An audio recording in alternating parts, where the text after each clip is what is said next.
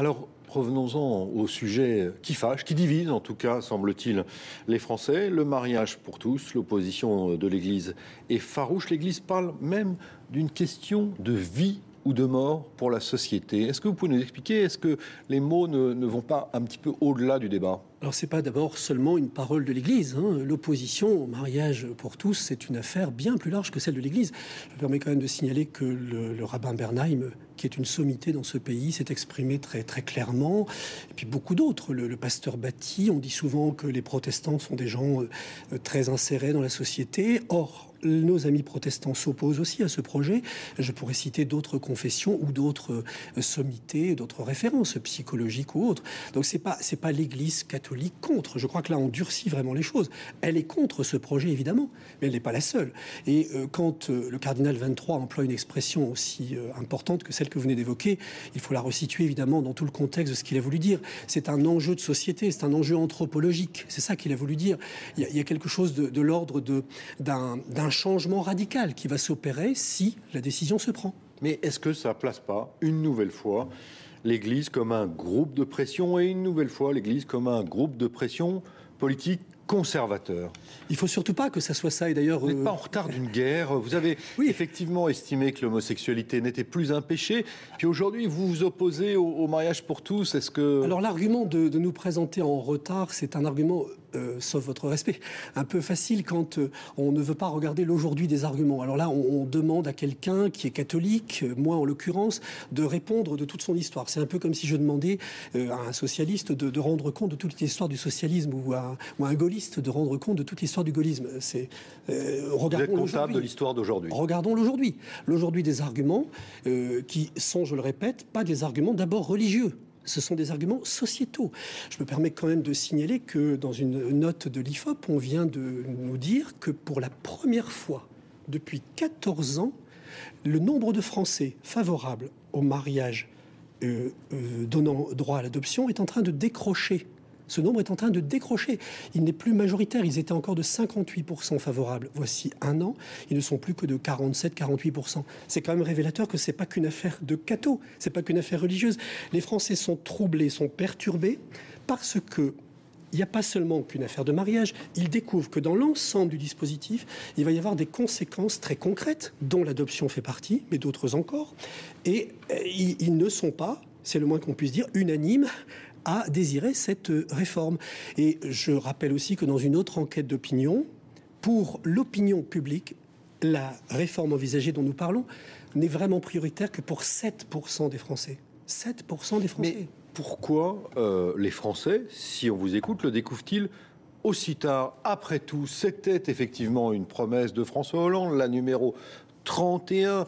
Après tout, effectivement, ça a fait plusieurs mois. Vous avez été largement entendu par Dominique Bertinotti, la ministre chargée de la Famille.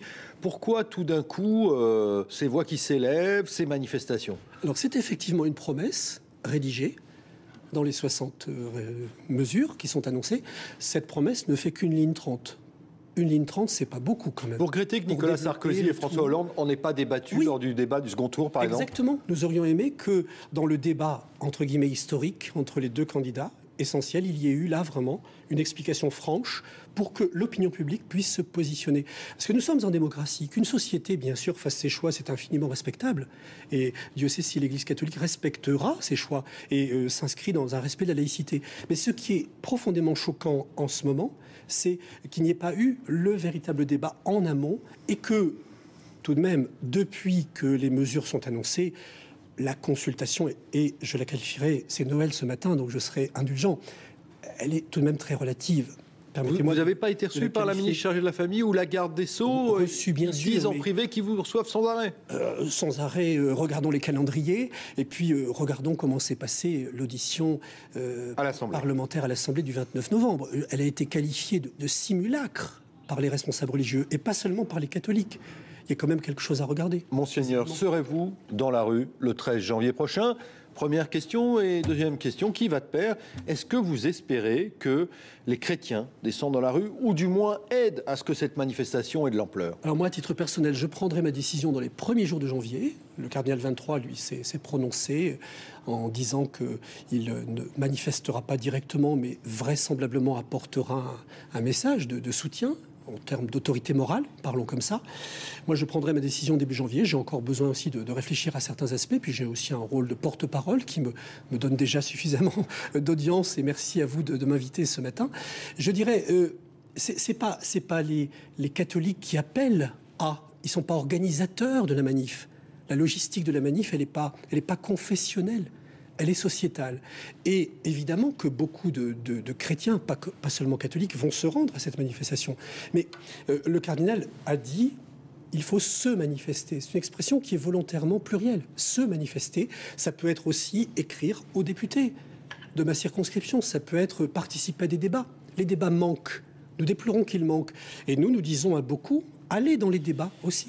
Bernard Potvin, deux dernières questions pour terminer. Est-ce qu'il y a un drôle de climat en ce moment en France? Alors quand on parle de questions sociales, certains évoquent carrément 1789. Est-ce qu'on pourrait l'évoquer pour les questions qui préoccupent l'Église? On a un peu l'impression que vous êtes en guerre contre le gouvernement, en guerre sur ce mariage pour tous, en guerre sur la mission Sicard, sur la fin de vie, en guerre contre Cécile Duflot. Surtout pas. Non. Surtout pas en guerre. Ça n'aurait pas de signification. Je viens ici parler comme représentant d'une confession qui a des relations institutionnelles tout à fait normales avec les gouvernements, quels qu'ils soient. D'ailleurs, l'instance Matignon, c'est une institution qui relie l'Église catholique et le gouvernement, a été créée sous le gouvernement Jospin.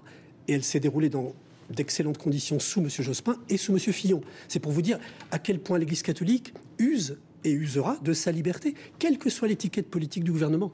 Elle a d'ailleurs été, je crois, pas non plus très tendre sur la question des Roms envers le précédent pouvoir. Très rapidement, et pour terminer, est-ce que vous confirmez l'information qui a été donnée par Monseigneur André 23, selon laquelle le président de la République aurait demandé à son service de presse de décrocher des portraits de l'abbé Pierre lorsqu'il visitait un centre Emmaüs? Et est-ce que ça vous a choqué en quelques secondes? Alors moi, je n'ai pas les mêmes éléments d'information, mais si ceci était vrai, je trouve un peu curieux que quand on est reçu quelque part, on demande que le portrait... Mais c'est André 23 qui l'a affirmé, c'est votre supérieur hiérarchique immédiat. Si ceci est avéré, donc on sait pas. Le portrait de famille soit retiré quand on est reçu chez quelqu'un comme l'abbé Pierre, c'est tout de même un peu surprenant. Voilà ce que je dirais ce matin. Mais André 23, s'il affirme quelque chose, vous le... Absolument. S'il l'affirme, s'il l'affirme et qu'il l'a dit aussi nettement, je suis surpris que le portrait de famille, l'abbé Pierre en l'occurrence, qui est tout de même bien chez lui à Emmaüs, soit retiré le jour où on reçoit quelqu'un d'aussi important que le président de la République. Monseigneur Bernard Potvin, merci d'avoir été